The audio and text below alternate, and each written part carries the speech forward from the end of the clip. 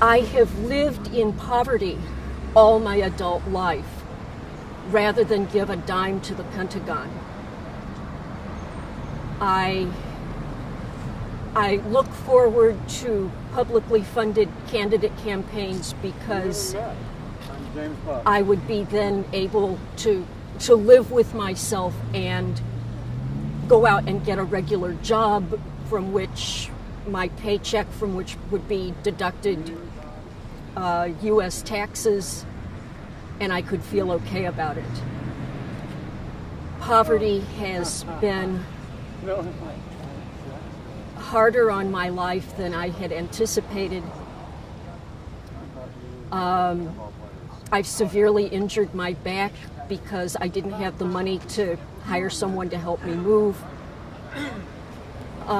There was a period of time when I starved for 9 or 10 months and was also walking 7 miles nearly every day.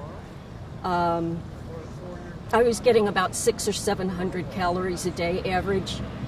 Right now I weigh about 150 to 155. I was down to 117 by the time that was over. Those things I can live with. But I was ripped off for $250 in a truck rental deal.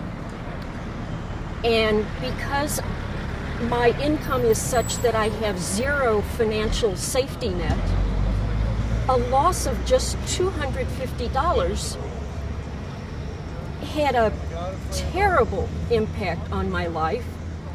I didn't have either the money to buy building materials or a vehicle with which to go around and salvage building materials. So my two very beloved cat friends and I were still in a tent when a very severe storm hit. One of the cats was frightened away by thunder. The rainfall was so heavy and so forcefully wind-driven that it blasted the scented oils from paws off the ground cover, and cats and dogs couldn't find their way back home.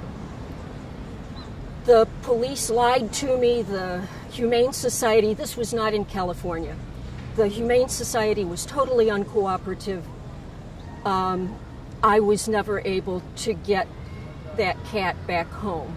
The man who found her wouldn't let her come back home. And her kidneys had started slowing down. I know that he never took her to a vet because every vet for many miles around had her picture and her story and would have alerted me if she had ever come in. So I searched for her for 3 years, which was the longest her vet said her kidneys might hold out. And I know that she died slowly and in steadily increasing agony from kidney failure. One of the stages of which is, one of the manifestations of which is uremia, which means any kind of touch is painful. So every time she was petted, it hurt. This is a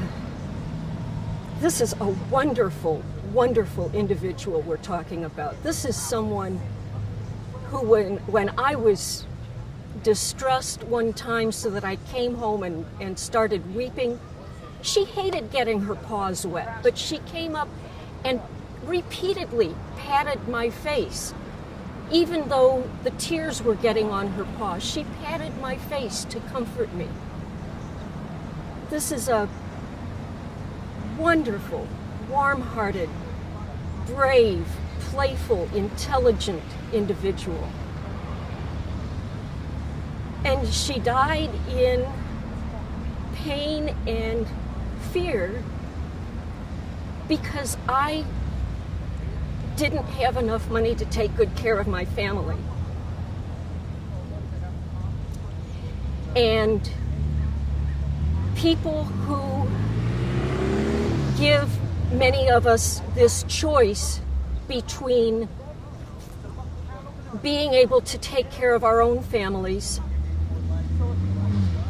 and refusing to inflict this kind of horror on someone else with very beloved dependents.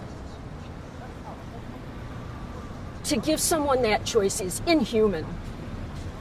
And the CEOs of Halliburton, Blackwater, Raytheon, all of those people are going to hell when they die.